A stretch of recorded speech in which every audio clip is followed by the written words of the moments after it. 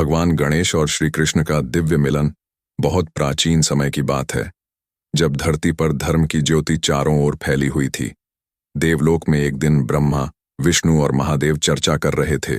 ब्रह्मा जी बोले, अब वह समय आ गया है जब विघ्नहर्ता गणेश और लीला पुरुषोत्तम श्री कृष्ण का आपस में मिलन होना चाहिए।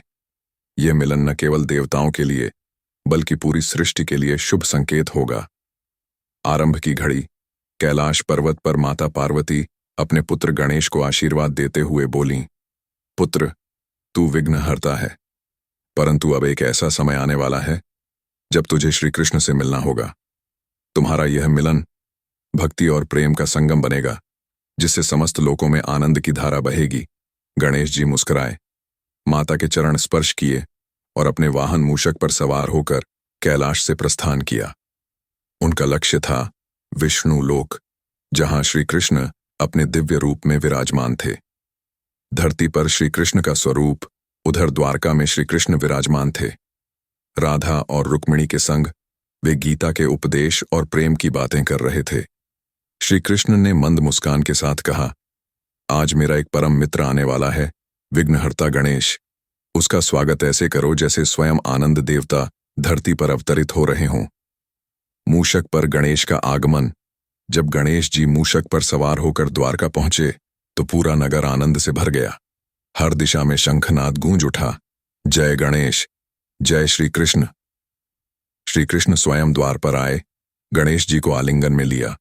दोनों देवों का मिलन होते ही आकाश में दिव्य प्रकाश फैल गया। ऐसा लगा जैसे स्वर्ग और पृथ्वी एकाकार हो गए हों। भक्ति का संगम। श्री कृष्ण बोले, हे विघ्नहर्ता, तुम सब बाधाएं दूर करते हो और मैं सबके हृदयों में प्रेम भरता हूं। आओ मिलकर मनुष्य को यह संदेश दें, हर कार्य की शुरुआत गणेश वंदना से और अंत कृष्ण भक्ति से होना चाहिए। गणेश जी ने उत्तर दिया, प्रभु, आपके बिना जीवन अधूरा है। आपके नाम से मन पवित्र होता है और मेरे नाम से मार्ग शुद्ध होता है। जब दोनों एक साथ हों तो कोई भी विघ्न नहीं टिक सकता। दिव्य पूजा का आयोजन। उस दिन द्वारका में एक विशाल मंदिर में पूजा का आयोजन हुआ। सभी देवता, आर्ष और भक्त एकत्र हुए। नारद मुनि वीणा बजाते हुए गाने लगे, श्री गणेशाय नमो भगवते वासुदेवाय। उनके स्वर से आकाश झूम उठा, गंगा की लहरें नृत्य करने लगीं और पूर्णिमा का चांद अपने दिव्य प्रकाश से सबको नहला गया। कान्हा और विघ्नहर्ता का संवाद। पूजा के बाद श्री कृष्ण बोले, मित्र, जब मनुष्य अपने अंदर से संदेह, भय और क्रोध मिटाता है तभी सच्चा भक्त बनता है। तुम विघ्नहर्ता हो, मैं मनोहर। जब मन और कर्म दोनों शुद्ध होते हैं तभी मोक्ष की राह खुलती है। गणेश जी ने कहा, जैसे तुम लोगों के हृदय से वैर मिटाते हो वैसे मैं उनके कर्मों से विघ्न हटाता हूं। चलो साथ मिलकर मानव को यह सिखाएं, कर्म करो कृष्ण जैसा, नियत रखो गणेश जैस। अचानक आकाश में तेज प्रकाश फैला। ब्रह्मा, शिव और विष्णु प्रकट हुए। ब्रह्मा जी बोले, आज से यह मिलन सृष्टि के लिए एक नया युग प्रारंभ करेगा, गणेश कृष्ण युग। जो भी मनुष्य इस युग के सिद्धांतों पर चलेगा वह सभी बंधनों से मुक्त होगा। द्वारका में आनंद उत्सव। द्वारका नगरी में उत्सव मनाया गया।